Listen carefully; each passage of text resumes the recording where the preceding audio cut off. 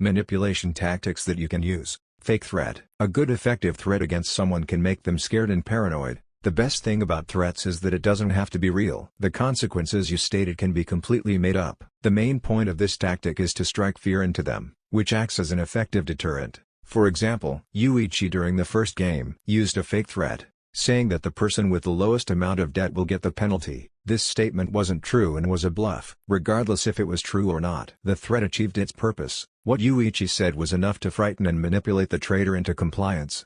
Mockery. If you want to hinder a person's thinking capabilities, you can intentionally make them angry by insulting them. You can say or do something that will provoke them. Then you continue to do that for a period of time. Eventually the person will crack and will carry out a foolish action.